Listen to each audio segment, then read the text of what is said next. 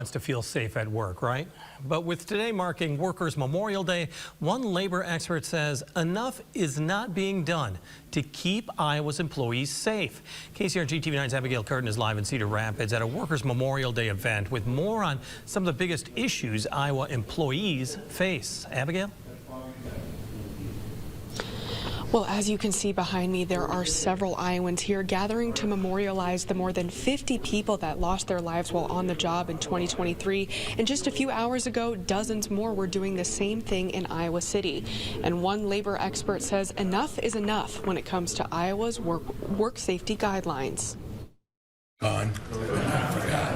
That was the sound of dozens of Iowans coming together to memorialize the 57 Iowans who died on the job in 2023 for the Iowa City Federation of Labor's Worker Memorial Day event. Though ICFL's president Jennifer Shearer says Monday's events were about more than just memorializing those who've passed. It's about working for a better future for all workers. We do not want to be here a year from now reading the names of additional people who should have come home at the end of the day of work. She says teenaged and immigrant workers are most vulnerable to experiencing workplace injury or death. And one of those workers echoed her words when he shared his story of being injured on a construction site last year. 18 puntos en la cara, me hicieron 18 puntos en la cara, 6 puntos en esta parte de acá, 9 puntos acá y 3 en el labio.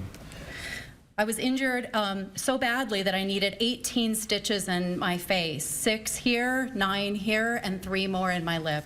Y recuerdo que al momento del accidente al segundo jefe le causó risa.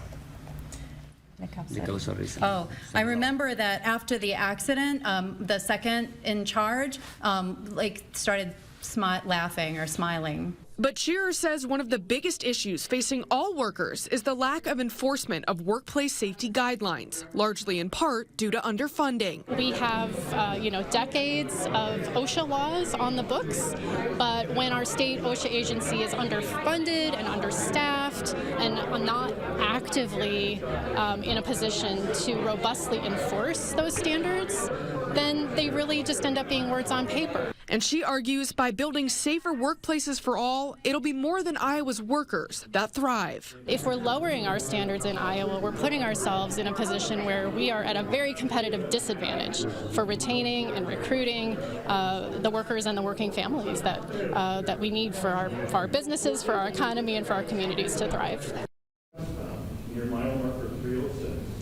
Now, Shearer says resources are available for those who have been the victim of a workplace accident or injury. She says if you need help, she recommends reaching out to your local union or labor federation. Live in Cedar Rapids, Abigail Curtin, KCRG TV9.